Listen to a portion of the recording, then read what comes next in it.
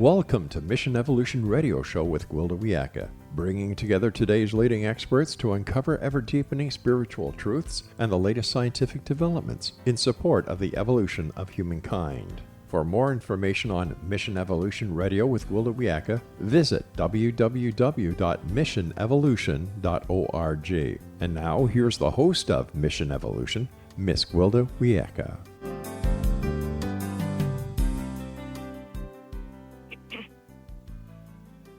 Hello, dear friends, and welcome back to Mission Evolution Radio Show, where we share the latest information and leading-edge thoughts to support the path to unity and enlightenment. I'm your host, Gwilda Wiyaka. This hour will be exploring hidden precognitive and diagnostic power of dreams. One evolutionary tool often overlooked is dreams. Many authors, composers, artists, and for that matter, physicists and scientists have reported obtaining inspiration from their dreams. Dreams can be precognizant, as they're not bound by time. They can be expansive, as they're not limited by space. And they can be inspirational, as they're not restricted to the limitations of agreed-upon reality. While all of this can greatly support evolution of thought, expansion of reality, and uncover innovative solutions to modern-day problems, there's one aspect of dreams that's particularly intriguing.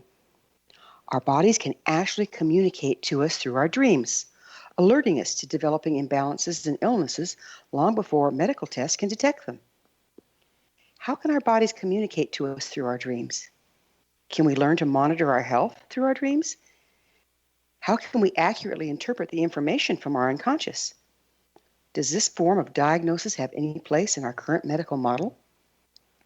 With us this hour to delve more deeply into the topic of dreams and their application is Kathleen O'Keefe-Kanavos. Kathleen has spent years studying and teaching about dreams. A 3-time breast cancer survivor whose dreams diagnosed her cancer, she credits her survival to conventional treatment combined with her dreams as a diagnostic tool. All of her cancers were missed by the medical community and the tests on which they relied. Her knowledge and personal wisdom comes from the trenches of life, not from hypothetical theories. She's the author of Surviving Cancerland and co-author of Dreams That Can Save Your Life, a life guidance coach and inspirational speaker. Her website, KathleenO'Keefe-Kanavos.com. Kathleen, thanks so much for joining us on Mission Evolution. Thank you so much for having me, Gwilda. When did you first become interested in dreams? Well, I like everybody else, I always had dreams, but it wasn't until I really started having nightmares that were telling me that I had breast cancer that I started paying extra attention to them. Up until then, that time every now and then I'd have a special dream, what I called a special dream, but until then they were pretty much just entertainment at night while I was sleeping. So how did you know that the dreams you were having was diagnosing cancer? Well, I had gone in for my yearly, checkup, which, for women is pap smear, mammogram, blood test, physical exam. And my doctor had told me that I was healthy to go home. And that I started having these nightmares where I would be having my regular dream, the ones that I enjoyed, and all of a sudden that dream would freeze, just like your computer page would just freeze. And then I would get a pop-up in my dream, like a pop-up on your computer, and it would be a window into another dimension. I'd see movement through the window, and that window would then expand into a door, and through that doorway would step a monk, a Franciscan monk, in the dark brown robe and the rope belt and the leather sandals, and the hood would be up, and he would say to me, "Come with me, we have something to tell you." So right away, that tells you, well, this is a different dream in the world. So I would step through this doorway, and there would be other monks there. Now, I have nothing to do with monks. I'm not even Catholic. So, it was like, okay. And they took my hand, and they put it on my breast. And they said, "Do you feel that?" And I said, "Yeah." And they said, "That is breast cancer. Go back to your doctor tomorrow." Yeah, that clear. It's breast cancer. Do you feel that? Go back to your doctor tomorrow and get a different set of tests. So, Gwilda, this went on for 3 months. I kept going back to my doctor, and then he would give me the same blood test, mammogram, physical exam. He'd say, I can't feel anything. There's nothing there. Go home. And finally, the third time, he said, Kathy, there's nothing wrong with you. You're too young for breast cancer. Breast cancer doesn't run in your family. Go home. I don't want to see you for 6 months. Come back in 6 months. And that night, I had a dream in which my dream would stop, the pop-up would appear, the monk would appear, and as soon as I saw him, I started crying. And I said, look, I know why you're here. And there's nothing I can do. I can't go perform a second set of tests on myself, and my doctor's not buying it. So if I really do have breast cancer, then do something to help me live. And the monk reached into the sleeve of his robe, pulled out a little tiny white feather, handed it to me and said, you go back to your doctor tomorrow without an appointment. You show up in his office, and you use this feather as though it were a sword to cut through all his arguments, and you get exploratory surgery, because that's what you need to find this cancer. So I did. I went back to my doctor. He was shocked to see me. When I told him I wanted exploratory surgery, he looked at me like I had set myself on fire. And he said, no, I can't do that. It's against my policy. It's against hospital policy. There's nothing wrong with you. And I imagined that feather between my fingers, and I pointed that feather mentally at him. And I said, help me. I don't know where else to go. I know something's wrong. You know I'm not a hypochondriac. I would never beg you to cut me open. I know something's wrong. And he made an appointment to do the surgery. And I said, when he said, okay, I've got an appointment for surgery, I said, who's going to do the surgery? And he said, I am. He's a gynecologist. He said, I am. There's nothing wrong with you. You do not have cancer. If it's anything, it's a fibrostic tumor, nothing else.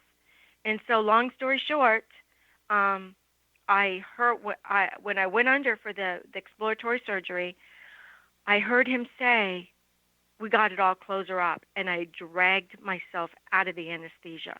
And I opened up my eyes in the operating room, and I turned my head to him, and I said, what was it? And you could have heard a pin drop in there. All I saw were eyeballs and bright lights. And he said, it's what we thought it was, Kathy. It's just a fibrostic tumor. We found a little fibrostic tumor. You're fine. And he said to the other doctor, the anesthesiologist, give her more, meaning the anesthesia. And it took me a long time to wake up, and I was really nauseous when I did. But he came into the recovery room, and he said, pathology didn't like what they saw when they cut that tumor open.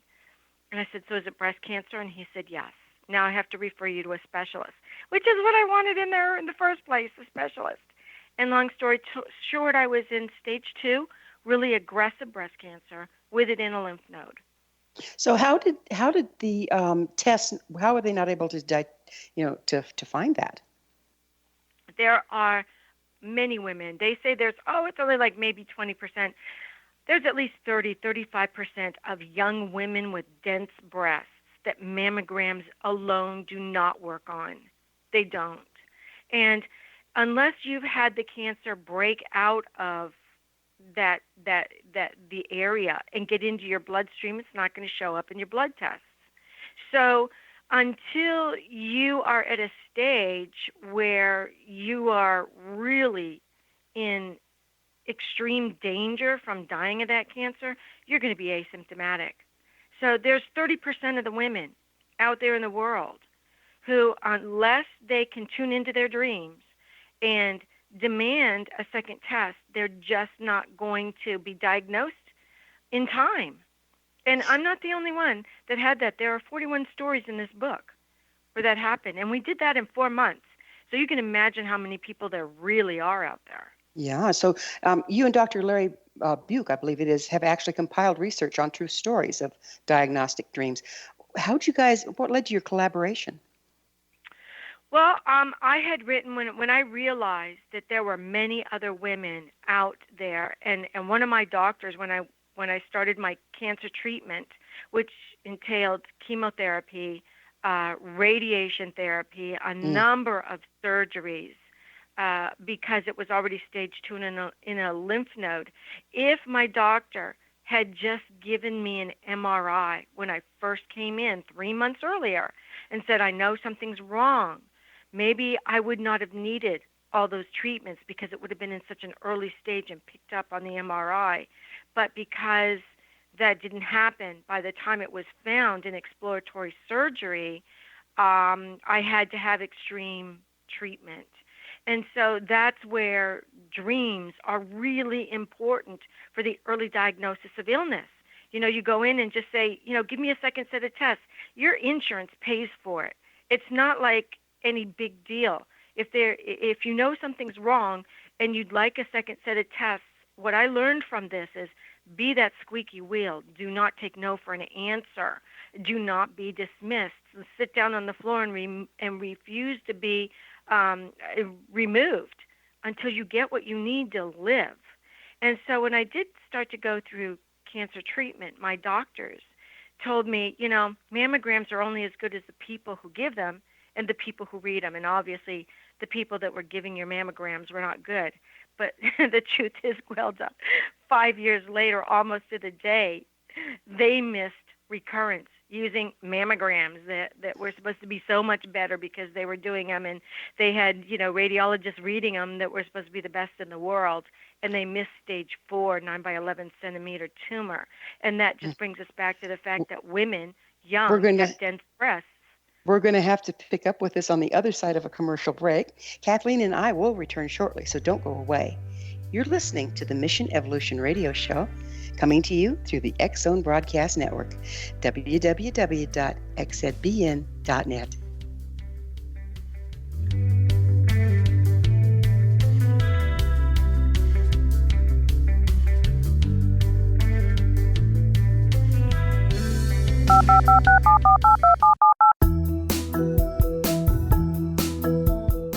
Did you know that when you're on the road with limited data or Wi-Fi, you can still listen to the X-Zone Radio Show with Rob McConnell, The Science of Magic with Gwilda Wiyaka, X-1, Dimension X, Space Patrol, and every minute of the X-Zone Broadcast Network by calling 213-401-0080, courtesy of Audio Now.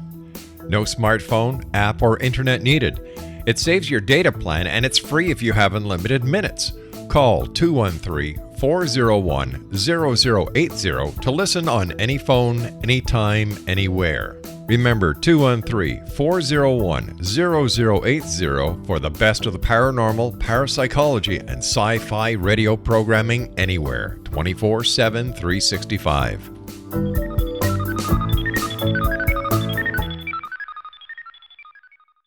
You have heard of the X-Zone? Now watch it on Simul TV. Plus 500 video games, live TV channels, free video on demand, worldwide, and more. Does this sound like tomorrow's television? Well, it is, but you can have it today, right now. It is Simul TV. Simul TV offers what the others only wish they could provide. 15 exclusive channels like X-Zone, sci-fi, and horror. We are worldwide. No other provider offers that. 500 built-in video games. No need to have an extra expensive system. We have them included. Free video on demand. Live streaming events from around the world. Interactive online network, and much more. Tomorrow's TV today. Simul TV. Sound too good to be true? Well, it's not. You can have Simul TV today. Sign up at simultv.com. Do it today.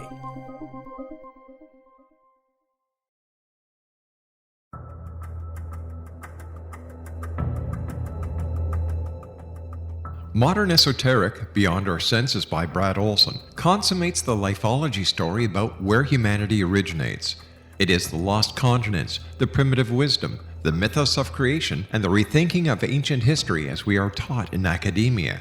There is much more to the story than what we have been told. As this is the first book in the Esoteric series, Modern Esoteric starts at the beginning of time and accelerates up to this modern age. Future Esoteric is book 2 in the series and takes a forward-looking position ahead of today with an open and honest examination of the ET issue and various unexplained phenomena. To discover the writings of author Brad Olson, visit www.bradolson.com. That's www.bradolson.com.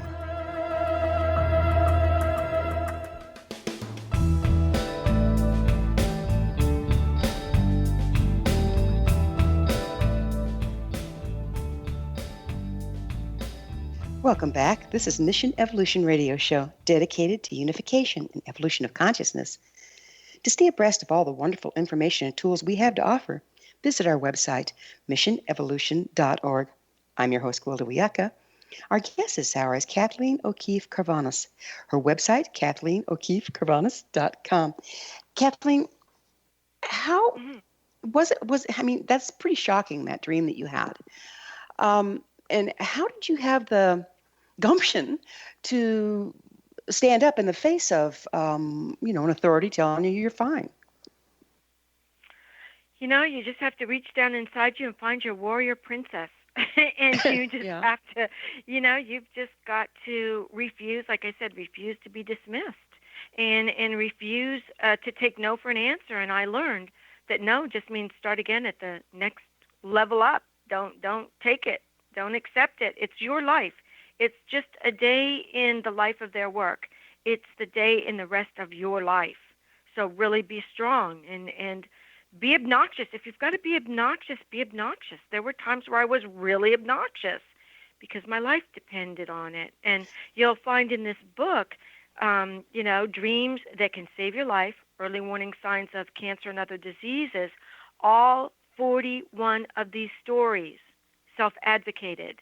Some of them much stronger than others because some didn't have to advocate that strongly. Their doctors listened to them. Like, Dr. Larry Burke is a perfect example. When I was going through all this, Dr. Larry Burke was a radiologist at Duke University Medical, and he started having women coming in and friends of his that were saying, I had these dreams that I had breast cancer. And two women in particular came to his mind, and one of them went to her doctor, and she really self-advocated. She refused to be sent home. She wouldn't go, and he said, you're healthy, go home. She said, no, I need a different test. And he said, well, we can't give you one without something. And she said, look, I want you to do a second test on this area right here. And she pointed to it with her finger, right here. So he did, and boom, there it was, and he was shocked. She said he just went white. And another friend of Larry's, woman, her doctor said, there's nothing there. Go home. The friend was actually a doctor herself. And he said, come back in 6 months. Go away. Go, leave. And she came back 6 months later, and it was too late, and she did die. And she is the only one out of all of the women, all the people in this book that we wrote that died, who went home, did as her doctor said, was a good patient. The rest of us, we were miserable patients, Gwilda. We were the patients from hell. We refused to leave. And so Larry decided to do research on this because he thought it was so fascinating. And I had written my book, Surviving Cancerland, Intuitive Aspects of Healing, which told women exactly what to do and took them on the journey with me and showed them how to survive this, even when it was an advanced stage of breast cancer. It was no longer a death sentence, and how to get through the treatments and the chemo. And then a friend introduced us by phone. And Larry and I decided to collaborate and present at the International Association for the Study of Dreams, IASD. And that was the beginning of our work together. And I became one of the patients that was in his study group for his research. And then when he was all done with his research, which he had published in a couple of medical journals, I said, what are we going to do with all this now? And he said, I don't know. What do you want to do? And I said, let's write a book. And so that brings us back to right now, and the fact that Larry and I are going to be presenting again at the IASD in Arizona, June 16th. So is there proof that dreams, did he come up with proof that the dreams can actually diagnose illness? Yes, he did. The proof was the medical community. We didn't tell, most of the people, I certainly didn't tell my doctors. I was having dreams with monks coming into my dream telling me I had breast cancer, what chemos to take, what to do to counteract the symptoms I was having.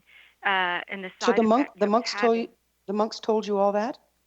Yeah, they did. And do you personally have any medical training? No. That's amazing, isn't it? I'm Yeah. a special ed teacher. So, so where were they getting their information? I mean, who are they? I think that these monks, whose information was validated by the pathology reports, which the medical community could not poo-poo. They did it. They did the tests, and I think that these monks and many people in this book have guardian angels, spirit guides. I believe we're born with them. We're their job, and they take that job seriously. I believe they are from uh, the on the other side of the veil of death, as it were. And when we're in crisis, they're given permission to come into our dreams and guide us. Many of us, we don't want to believe it. It's too bizarre. We're afraid we'll be laughed at. We're afraid people will think we're crazy. But the truth of the matter is, this has been going on since man was created. Yeah, You I go back understand. 4,000 years ago, and it was happening in the Egyptian temples and the Greek temples. Exactly. Didn't they use dreams as a major diagnostic tool back then? They did, and even ancient Egypt, Imhotep, who was a chancellor basically in Egypt to the god Ra, or the king Ra, he used dreams and dream temples, Asclepic temples, what they call them later, but the dream temples, where people that were sick and didn't know what was wrong with them and didn't know what to do would go and sleep on the floors next to their priests and dream together in tandem. And there's a whole section in the book on that, because daughters were dreaming for their mothers, which brings up the big question, Gwilda. If we are connecting to our body through our dreams, okay, let's say like one call-in on George Norrie, his show asked, well, maybe it's just your body, and something you alluded to at the beginning of the show, your body just knows what's going on inside you, and so it's giving you this information in your dreams. And you're right, but how does that explain dreaming for others? How does it explain the daughters who dreamed of their mother's breast cancer? And the mother said, no, you can't be dreaming of breast cancer for me. It doesn't work like that. If you're having a dream about breast cancer, it's for you, so you go to the doctor. And she went to the doctor, and she was fine. And then she dragged her mom to the doctor and said, no, this dream said you. I saw you. And her mother had the breast cancer. That's in It's the just book. amazing, isn't it? The Mm-hmm. interconnectedness that we really have just starting to scratch the surface of. What are Mm-hmm. some of the common themes that show up in precognitive or diagnostic dreams that separate them from other dreams? Well, for one thing, they keep recurring. They're dreams that you absolutely cannot forget. They even seep through, as it were, during the day, in your daydreams. They're always in your consciousness, and like when you try to delve into your work to forget them, and then you sit back and you kind of daydream for a second, and boom, the nightmare, as it were, is back. And then also, it's a call to action. You just feel like you've really got to do something about it. It's going to drive you nuts if you don't do something about it. And then, the thing that makes these diagnostic dreams different from all the others is the validation. And that's what I tell people. What makes these dreams different from any other dream you can have is the validation. And in our book, because we really needed to be careful, we used the validation from pathology reports. Every story in the dream, every dream story in this book was validated by pathology reports. If we didn't have the pathology reports, we didn't take the dreams. Our publisher wouldn't take the dreams. They wouldn't take a chance on publishing them. Right. Well, where you're mixing the two with medicine and dreams, you definitely would need to be Mm-hmm. careful. Um, is there a real emotional component to these dreams more so than others? Oh yes, you wake up, your heart's pounding, you're in a sweat. There's a knowing. There's a difference between knowing and believing. And when you believe something, it's like you have no proof, but you would go in that direction no matter what. But this goes beyond believing in your dreams. This is knowing that they come true and that there is a component to them that's different from any other dreams, and that you need to pay attention. And that's what makes them different from all the other dreams. And that's what makes believing in these dreams different from believing in something else, because these dreams will create a knowing, because you've been there, done that, and it proved true. And that's probably one of the biggest components, the knowing. You can't come back from the knowing. And that's probably what gives you the stamina to buck the system, if you will. Yes. Are diagnostic dreams really precognizant, or is it they're detecting an existing problem before the medical test can? Well, that's something that we touched on. And there are two different types of these dreams. The diagnostic dream is you already have the condition. And so it could be at a very early stage, like at my stage 2 with the type of aggressive cancer that I had. It could have been much smaller when I first started having the dreams 3 months earlier. So as a diagnostic tool, it could have saved me a lot of grief, a lot of surgery, a lot of pain. But a precognitive dream, the precognitive dream I had for all 3 breast cancers, telling me I was going to have 3 of them, was almost 6 years before they happened. So that wasn't already going on in my body. And I couldn't have known about it, but I had a dream called the 3 crabs. Well, we're going to have to talk about the 3 crabs on the other side of a short pause here. Kathleen and I will return to our discussion on the other side of this break, so you stay right there. This is Mission Evolution Radio Show, and we're coming to you on the X-Zone Broadcast Network, www.xzbn.net.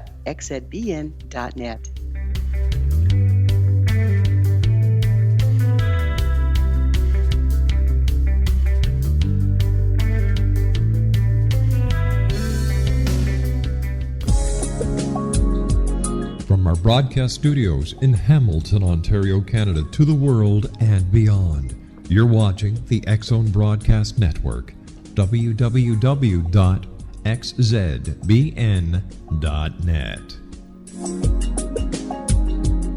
AVS Media Den. You have heard of the X-Zone? Now watch it on Simul TV, plus 500 video games, live TV channels, free video on demand, worldwide, and more. Does this sound like tomorrow's television? Well, it is, but you can have it today, right now. It is Simul TV. Simul TV offers what the others only wish they could provide. 15 exclusive channels like X-Zone, Sci-Fi, and Horror. We are worldwide. No other provider offers that. 500 built-in video games. No need to have an extra expensive system. We have them included. Free video on demand.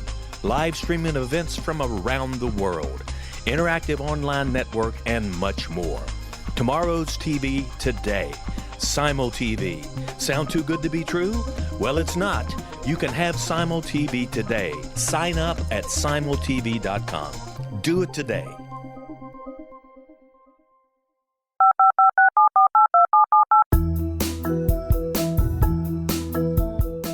Did you know that when you're on the road with limited data or Wi-Fi, you can still listen to the X-Zone Radio Show with Rob McConnell, The Science of Magic with Gwilda Wiyaka, X-1, Dimension X, Space Patrol, and every minute of the X-Zone Broadcast Network by calling 213-401-0080, courtesy of Audio Now. No smartphone, app, or internet needed. It saves your data plan, and it's free if you have unlimited minutes. Call 213-401-0080 to listen on any phone, anytime, anywhere. Remember 213-401-0080 for the best of the paranormal, parapsychology, and sci-fi radio programming anywhere, 24/7, 365.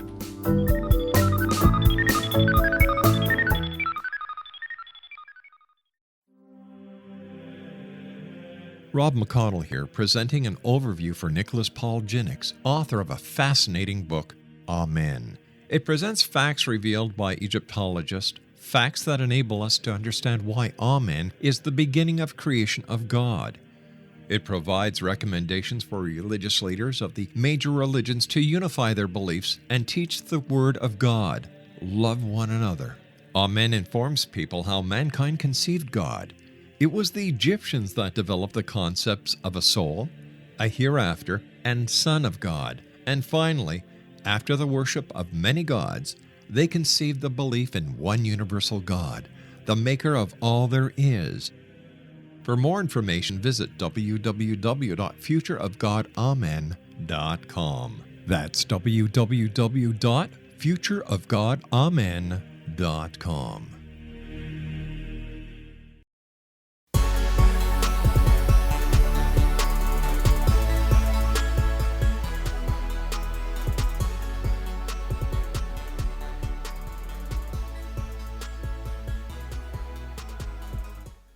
Welcome back. This is Mission Evolution Radio Show, bringing leading edge information supporting the path to enlightenment. Don't miss all the wonderful things we offer on our website, missionevolution.org. I'm your host, Gwilda Wiyaka, and we're speaking with Kathleen O'Keefe-Kanavos. Her website, KathleenO'Keefe-Kanavos.com. Kathleen, you were just getting into the three crabs story. Yes. The three crabs story was a true precognitive dream because it was meant for the future. And you don't always know what the future is. Is it 5 years? Is it 10 years? Is it 20 years? That's what makes it precognitive.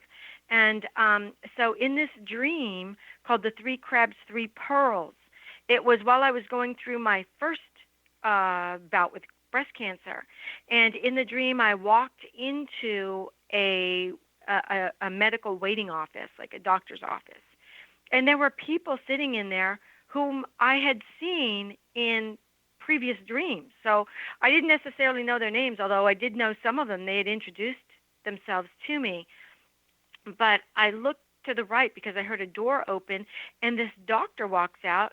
She's a young female doctor, dark brown hair to her shoulders, has on the white medical coat. She walks up to me, extends her hand, and says, "Hi, I'm your physician within. My name is Dr. Jules."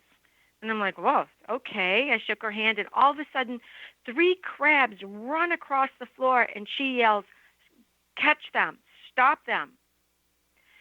And I take off after the crabs because they're heading for another doorway to the left, which is the past, and they're heading down the flights of stairs into the dark basement where there are a lot of corridors, and I won't be able to find them, and they can just grow and breed down there.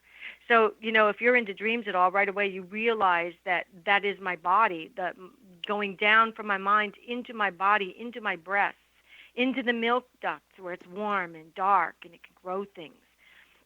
And as I'm going down the stairs, chasing after these three crabs, they reach the landing at the bottom, and I realize if I don't get them, they're going to be everywhere, and I'm never going to find them. And I yell really loud, "Stop!"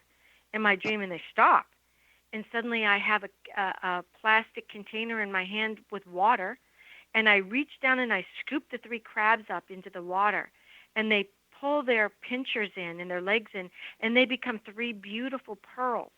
And I put a top on the container, which is in my other hand, and I stand there looking in the dream, in the dark, at these crabs that had turned into pearls that are glowing in the dark, just glowing. And I thought, three crabs, three pearls? Okay, let's think about that. I had breast cancer in my breast. I had it in one lymph node. That's two. But three? Where's the third crab? And it woke me up. That was a precognitive dream because exactly 5 years later, we found the second real cancer. It wasn't the lymph node. The second real cancer, which was a 9 by 11 centimeter area, and the third cancer, which was in the other breast. So there were actually three cancers, which blew my New York doctors away because they were a little more open than the Boston doctors, and I told them about my dreams. And when they found the third cancer, they were totally blown away because it didn't show up in MRIs, it didn't show up in mammograms, it didn't show up in anything. I had requested a double mastectomy, and they found it when they were doing the slides. Mm. We've brought this up a couple times in a little roundabout way, but haven't really addressed it. It sounds like dreams need to be interpreted. How can a person tell that they're getting the right interpretation to the dream? Well, we all have our own dream language in our body, in our inner selves, and our inner guides, and all the people that make us who we are, that goes beyond our id, ego, and superego.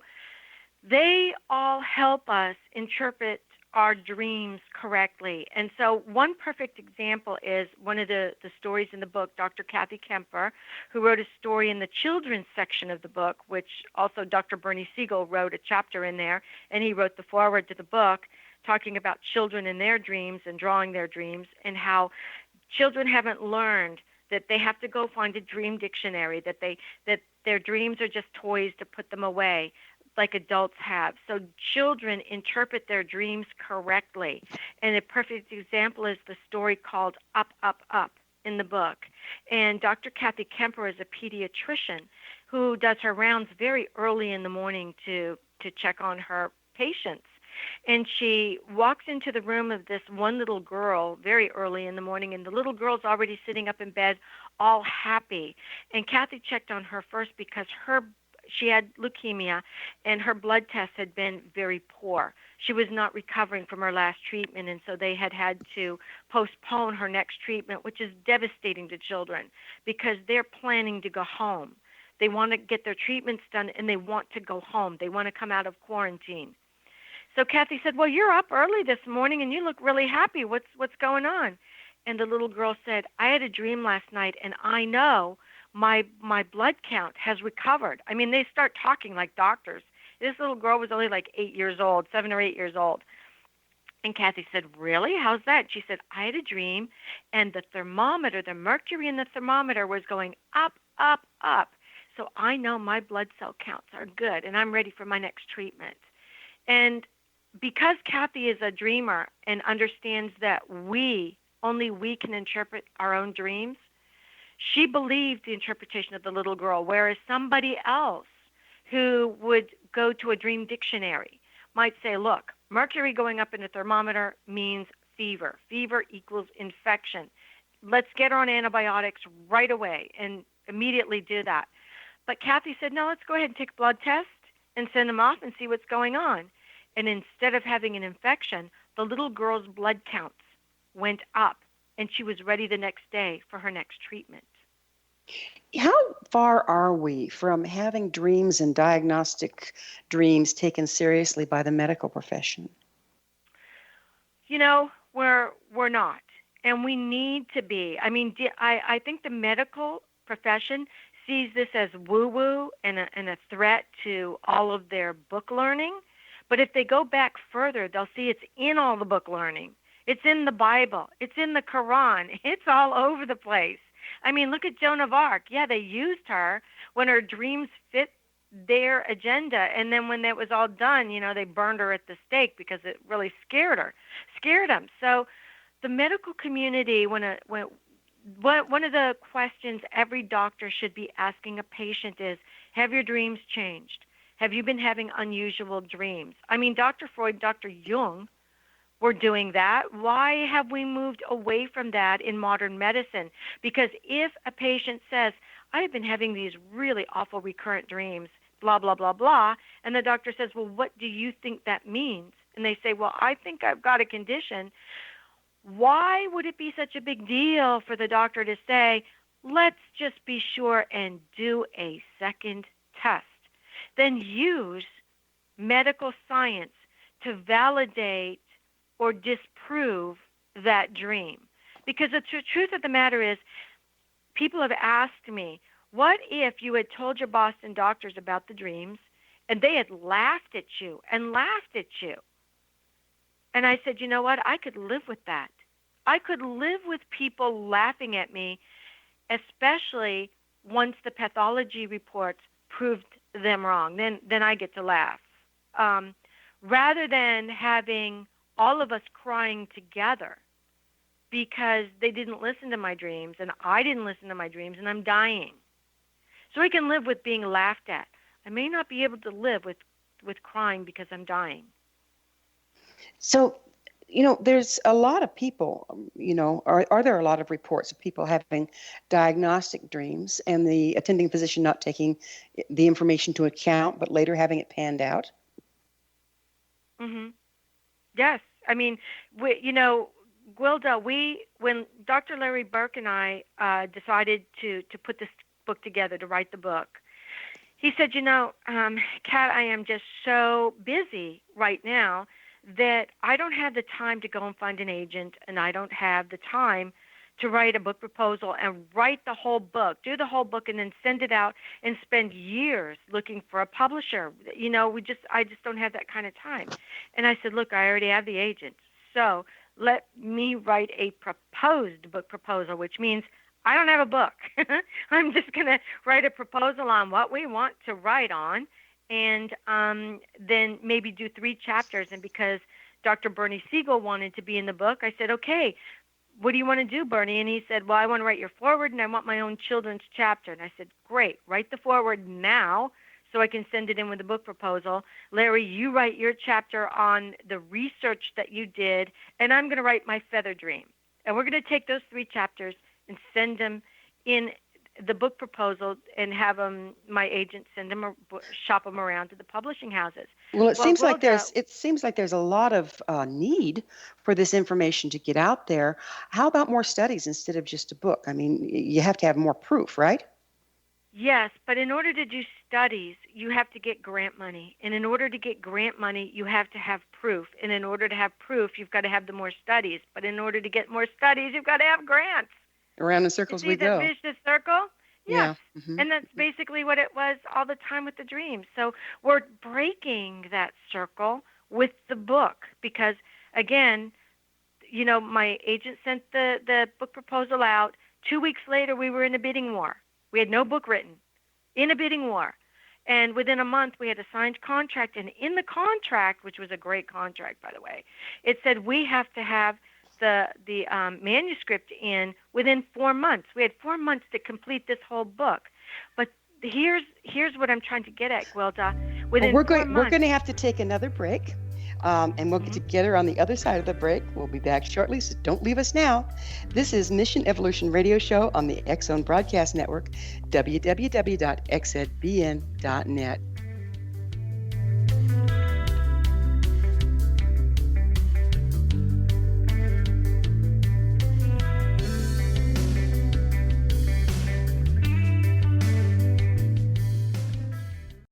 You have heard of the X-Zone? Now watch it on Simul TV, plus 500 video games, live TV channels, free video on demand, worldwide, and more. Does this sound like tomorrow's television? Well, it is, but you can have it today, right now. It is Simul TV. Simul TV offers what the others only wish they could provide. 15 exclusive channels like X-Zone, sci-fi, and horror. We are worldwide. No other provider offers that. 500 built-in video games. No need to have an extra expensive system. We have them included. Free video on demand. Live streaming events from around the world. Interactive online network, and much more. Tomorrow's TV today. Simul TV. Sound too good to be true? Well, it's not. You can have Simul TV today. Sign up at simultv.com. Do it today. The new nonfiction book, Razor of Madness, is similar to cult movies like Clockwork Orange, Dragon's Tattoo, or The Other Side of Hell. Wayne Morin Jr. and Thomas Lee Howell expose widespread and systematic deficiencies in this thought-provoking tell-all novel.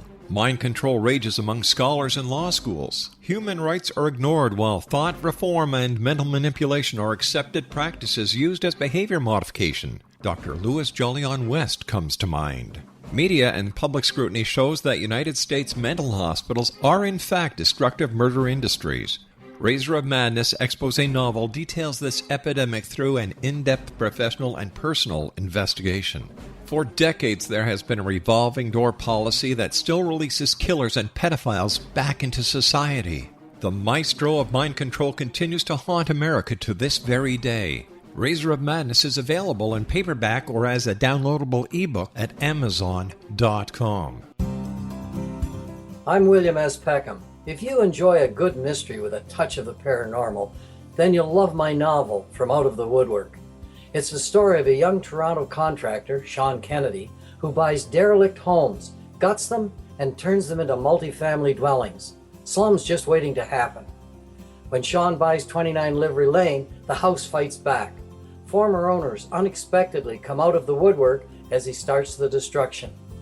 The apparitions come to him when he touches old books, reads hidden letters, rummages through old boxes, finds a locket, or reads a discovered manuscript of a murder mystery. From Out of the Woodwork will take you from 1899 to the horror of the World Trade Center, September 11, 2001. Check out From Out of the Woodwork on my website, www.williamspeckham.com.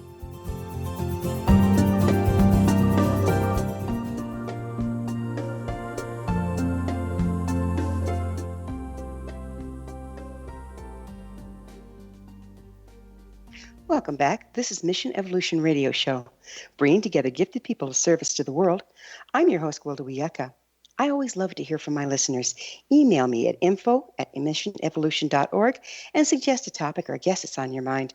I'm sure we'll all enjoy them. Our guest this hour is Kathleen O'Keefe-Kanavos. Her website, KathleenO'Keefe-Kanavos.com. Kathleen, what place do you see dream diagnosis having in the future of medicine, and how can we refine it? Well, I see it as a tool, not competing with medicine, not competing with treatment, but as a tool, as an early diagnostic tool.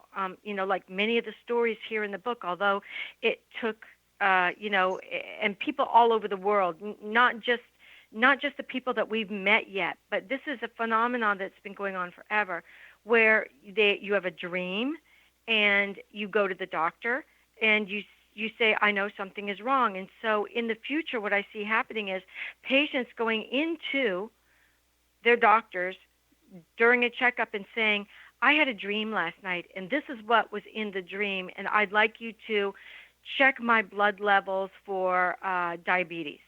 Because there are stories about people who had dreams that were warning them they had diabetes. So isn't there going to be some studies needed and some education done to help doctors interface with people's dreams?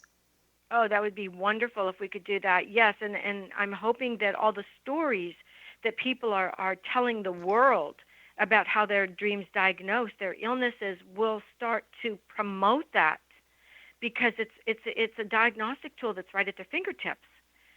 I mean, it would make doctors' jobs so much easier because, I really believe that science and medicine is a gift from a higher power, but it's not the higher power. You don't worship science. You don't worship those gifts.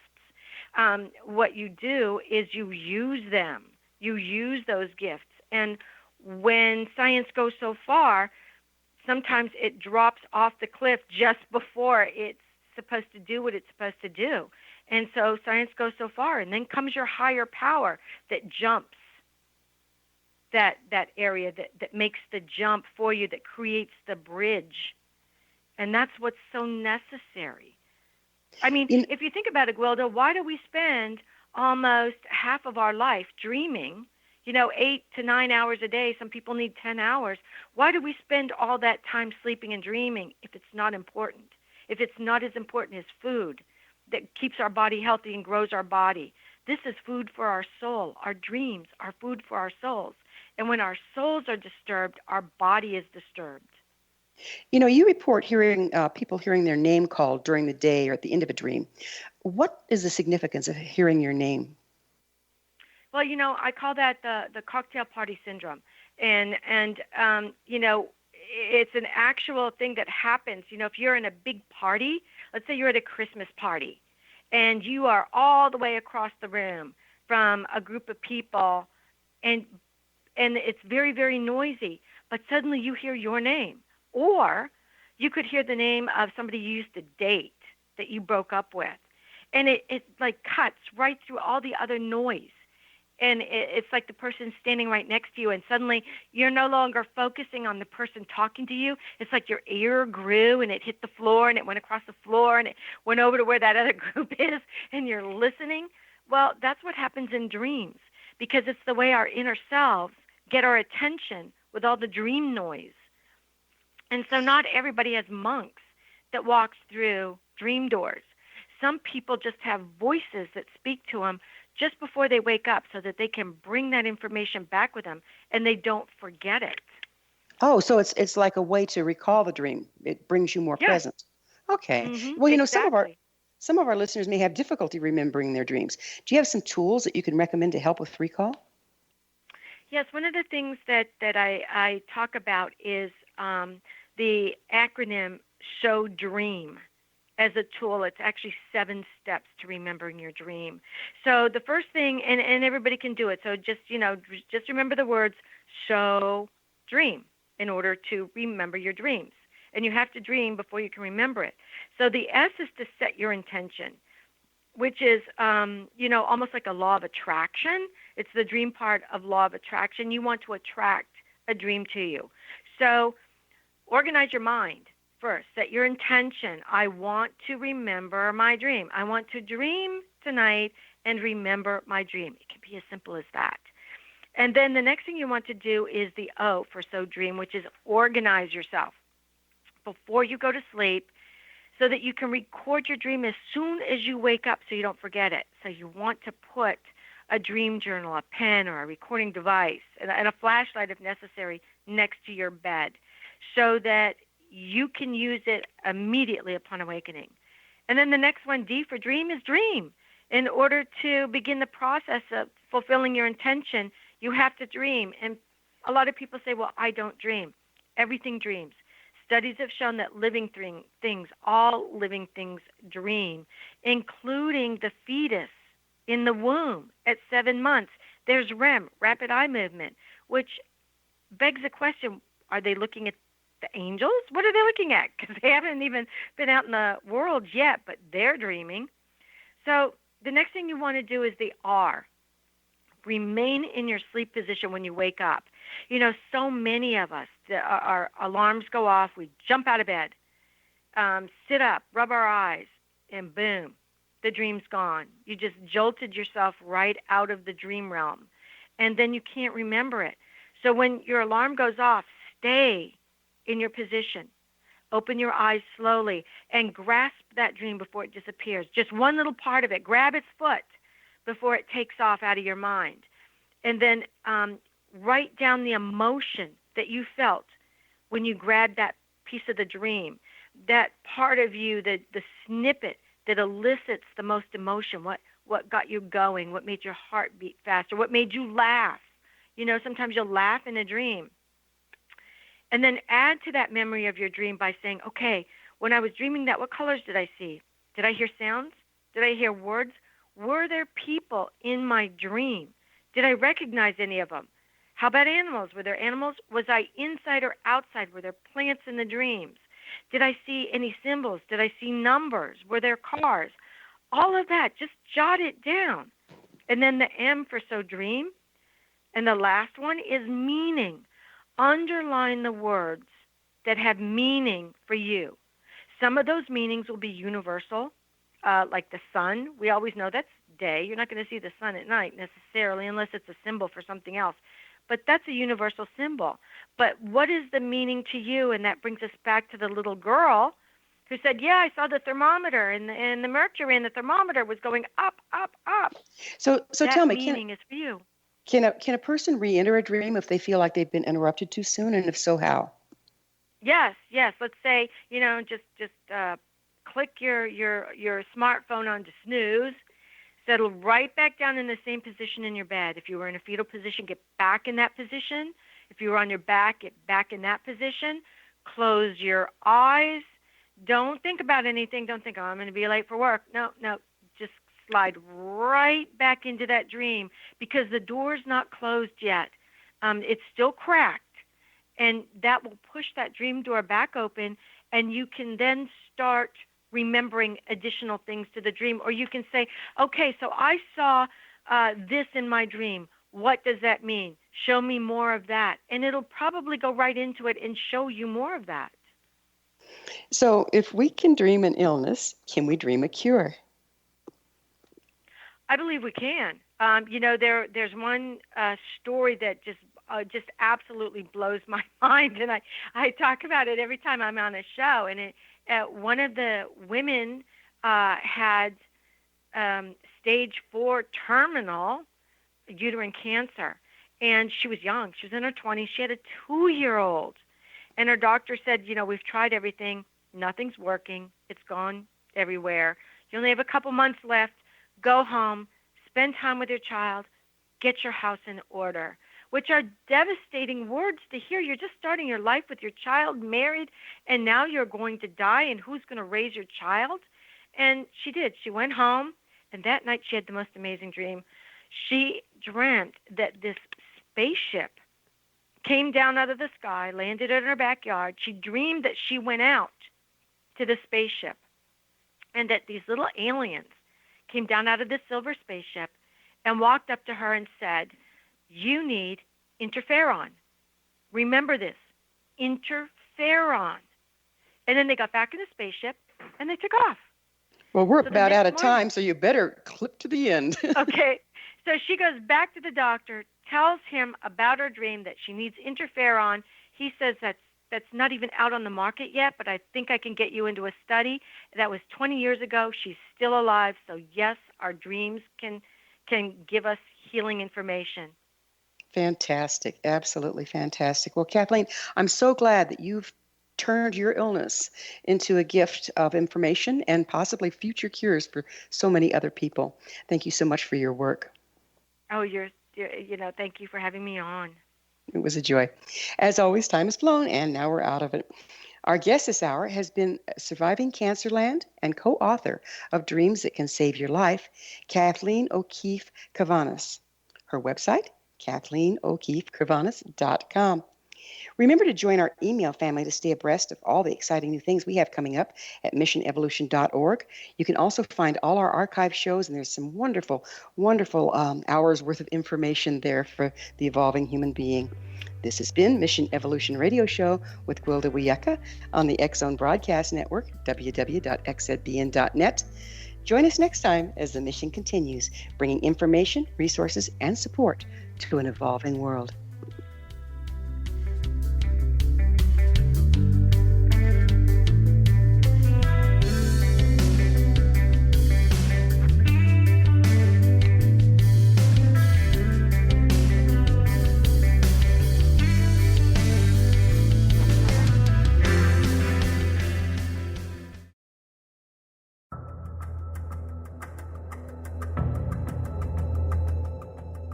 Modern Esoteric, Beyond Our Senses by Brad Olson, consummates the lifeology story about where humanity originates.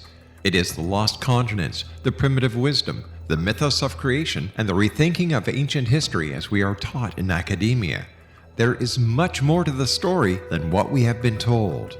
As this is the first book in the Esoteric series, Modern Esoteric starts at the beginning of time and accelerates up to this modern age. Future Esoteric is book 2 in the series and takes a forward-looking position ahead of today with an open and honest examination of the ET issue and various unexplained phenomena. To discover the writings of author Brad Olson, visit www.bradolson.com. That's www.bradolson.com.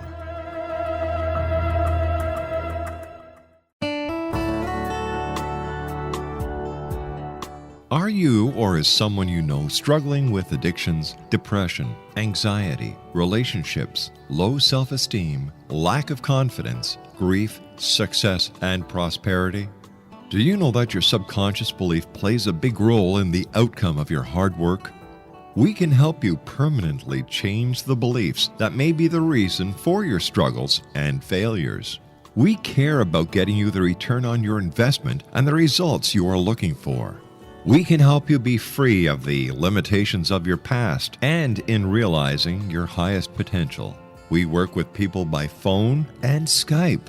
For more information, visit us at www.ritasoman.com. That's www.ritasoman.com.